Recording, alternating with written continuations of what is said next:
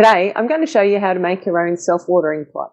I find self-watering pots really, really useful because I'm a very forgetful gardener. I forget to water things. So particularly pots, I do have a little bit of trouble. So a self-watering pot I find to be a real lifesaver. And if you're trying to conserve water and you don't have a lot of time, the self-watering pot might be for you. Hi, welcome back to my channel. My name is Jackie. I'm really glad that you're here. So in order to make your own self-watering pot, you basically need a bucket of some description. Now, this particular bucket is quite large. I have made smaller versions of this, so that is very, very doable. This is a 65 litre bucket. I have some 25 mil piping, so this came in a 1 metre length, which is really handy for your average urban house. And I have one elbow joint. So this is actually, I'm refurbishing this, but I thought it might be a good opportunity for me to show you how I did it so that you can do it too. But yeah, so I've basically pulled everything out of this in order to refresh the potting mix because I'm putting new plants in. I just thought it was a good opportunity to show you. So you've got some poly pipe and a bucket and some geotextile material. So this goes in between your reservoir and your soil.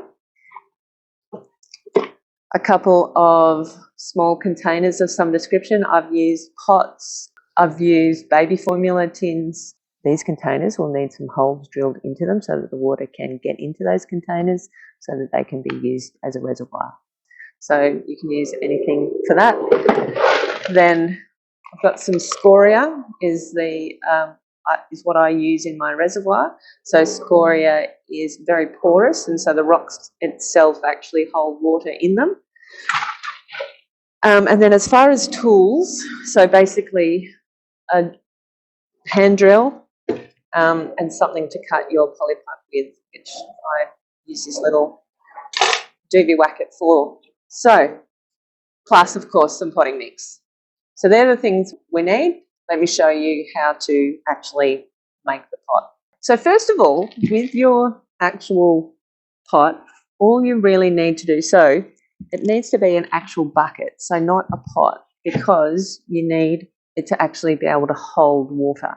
So you need a bucket versus a pot, okay? And all you need to do with that is actually put, this is basically an overflow.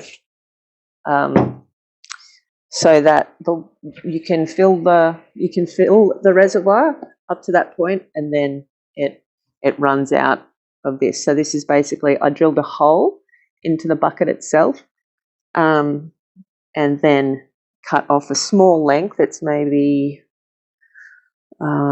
15 centimeters length of the poly pipe. You can see the inside of that, how much it comes in. So you basically want about that same amount in as is coming out of the pot. So that's all you need to do with that. With your poly pipe, so this short end goes across the bottom of your pot. I'm just trying a different angle so that you haven't got all that glare in the back. So you want one length of poly about the length of the bottom of your pot. Okay, so it's going to go all the way along, and then you're going to drill some holes into that piece of poly pipe so that the water is flowing out of all the way along of that piece of poly pipe. Then this length is actually the height. So that's touching the ground, and you want that to be the height of your bucket. So this is your filling pipe. This is where you put the water in, okay? So you've basically got your bucket with your overflow. You've got your inlet pipe that then goes, this bit actually goes along the bottom of your bucket with holes all through it. This has no holes in it. You don't want any holes in this one, just holes in this one. And that goes all the way across, and it just sits in your bucket like so. So we've got our inlet and we've got our pipe going along the width of your pot. Then you're going to put these containers. Now you don't have to have these. You're going to put these like this. All those containers are for is to take up space. So the water is obviously going to be able to sit in those containers, and it's basically to take up space so that you have to use less of the scoria media. Okay, so that's all they're there for. You don't have to use them. If you just have scoria through the bottom of that pot, that is fine. That is not a problem. Okay, so all they're there for is to take up room. So you could have 4 pots, 4 smaller pots.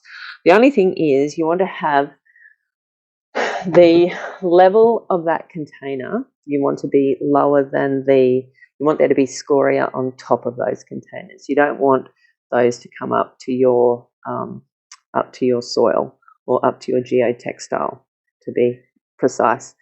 You want scoria over the top of those containers because you actually want the scoria to be right across the top of your reservoir.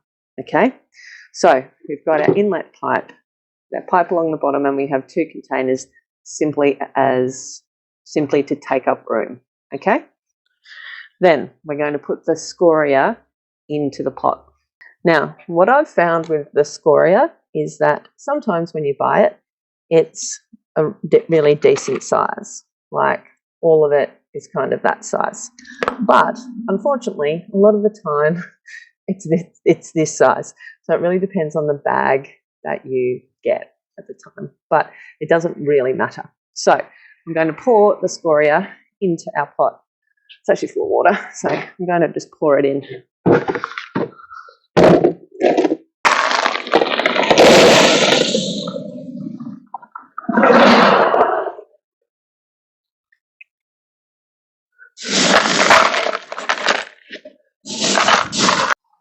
Okay, so now that your scoria is in there, now the scoria needs to come up to just underneath your overflow pipe. So the little piece of pipe that you've got within the bucket needs to come up to just under that, okay?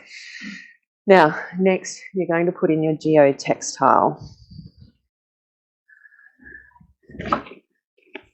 Now, this is kind of cumbersome to start off with because, particularly with this size of pot, because it's kind of short on one side and long on the other.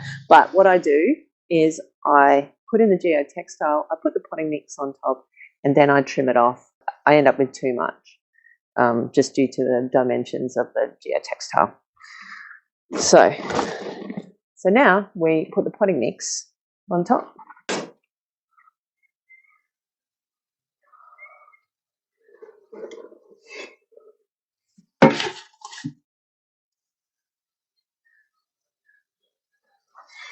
Okay, so now we're left with this. So basically, I then just snip off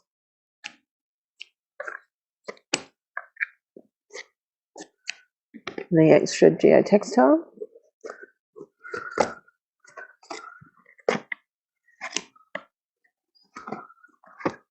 Now, I actually keep these and I use them for the bottom of pots, just to stop the potting mix from coming out the bottom of the bottom holes of pots. So keep this, doesn't need to go in the bin. So that is your self-watering pot.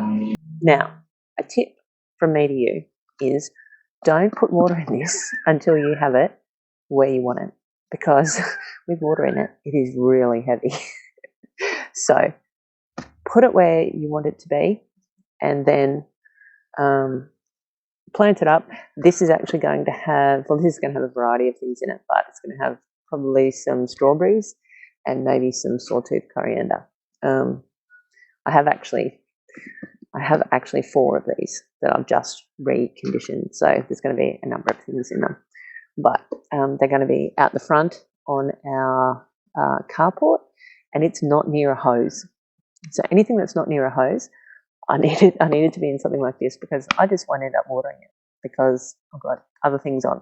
So highly recommend self-watering pots, whether you make your own or make the investment in buying one. But they are really easy to make, and you will, I've initially made these 4 years ago, and they're still going. I just refurbish them. Well, if they're lucky, once every 12 months. If I'm honest, maybe once every couple of years. So it really depends on what's in them. Self-watering pots, if you're a forgetful gardener like me, you could probably do with one. Thanks very much for being here. I'll see you again soon.